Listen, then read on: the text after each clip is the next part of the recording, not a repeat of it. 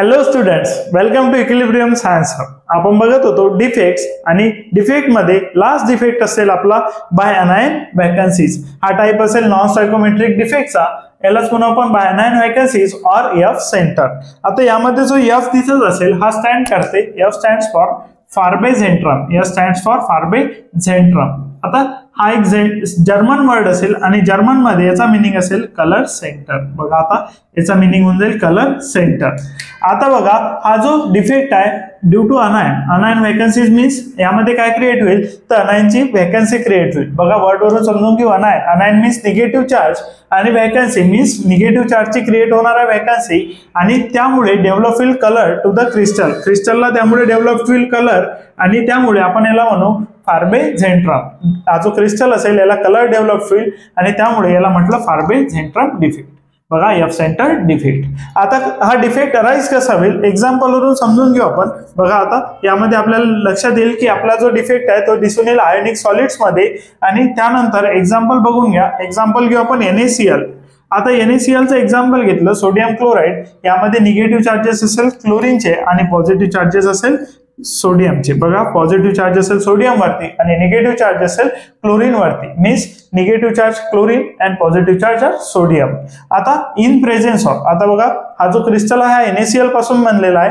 आता NaClचा जो क्रिस्टल असेल याला करावं लागेल आपल्याला हिटिंग. मीन्स आपण हा जो क्रिस्टल असेल याला करू हिट. आता बघून घ्या हिट केल्यानंतर बघा ह्या क्रिस्टलला हिट केल्यानंतर याला हिट करायचं in presence of sodium vapour. बघून घ्या आता सोडियम क्रिस्टल आहे, सोडियम क्लोराईडचा क्रिस्टल आहे. सो सोडियम क्लोराईडचा crystal in presence of sodium vapour याला करावं लागेल हिटिंग. बघा आता क्रिस्टल असेल सोडियम क्लोराईडचा आणि इन प्रेझेन्स ऑफ सोडियम याला केला आपण हिट.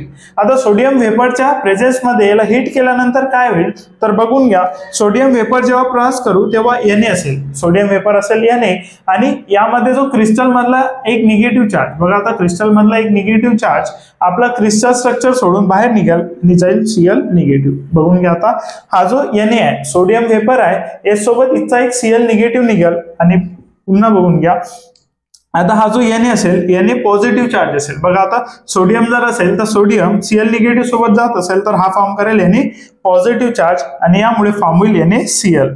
बघा आता यामुळे फॉर्म होईल NaCl. आता NaCl फॉर्म झालाय due to Na positive. Na positive कोण असेल सोडियम वेपर, जे आपण सोडियम वेपर पास केली होती in presence of sodium chloride. Sodium क्लोराईडला आपण हिट केलाय in presence of sodium vapour. तर Na पॉझिटिव्ह फॉर्म झाला, Cl निगेटिव्ह सोबत जाईल, यामधून Cl निगेटिव्ह निघेल आणि फॉर्म करेल NaCl. त्यानंतर Na पॉझिटिव्ह जो आहे तो इलेक्ट्रॉन आपला देईल आणि हा इलेक्ट्रॉन जाऊन बसेल सेंटरला. बघा आता हा इलेक्ट्रॉन जाऊन बसला सेंटरला म्हणून आपण म्हटलं याला सेंटर. आणि यामध्ये जेव्हा इलेक्ट्रॉन या क्रिस्टल स्ट्रक्चर मध्ये जाईल तेव्हा याला डेव्हलप होईल कलर आणि त्यामुळे आपण मला म्हणतो एफ सेंटर. बघा आता फार्बे सेंट्रल मीन्स कलर.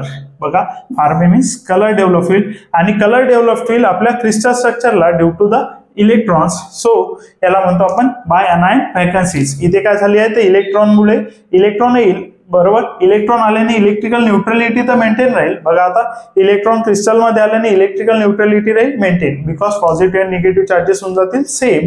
बट आपला Cl निगेटिव्ह मीन्स एक निगेटिव्ह चार्ज बाहेर गेलाय त्यामुळे क्रिएट होईल अनायन वॅकन्सीज आणि येथे डेव्हलप होईल कलर टू द क्रिस्टल. जर NaClचा क्रिस्टल असेल तर यामध्ये बघा NaClचा क्रिस्टल असेल कलर असेल येलो. बघा आता NaClचा क्रिस्टल असेल कलर असेल येलो. KClचा क्रिस्टल असता कलर असता व्हायलेट.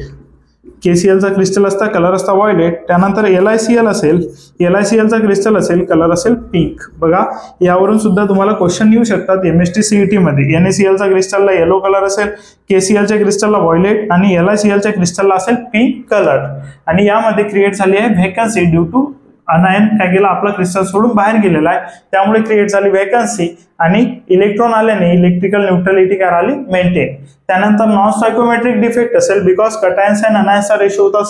कटायन्स अँड अनायन्सचा रेशो काय झाला डिस्टर्ब झाला बिकॉज ऑफ Cl निगेटिव्ह काय गेला आपला क्रिस्टल सोडून बाहेर गेला आहे. मीन्स एक Cl कमी झाल्याने यामध्ये डिस्टर्ब होईल रेशो आणि त्याला आपण टाकू नॉन सायकोमेट्रिक डिफेक्ट मध्ये. बघून घ्या.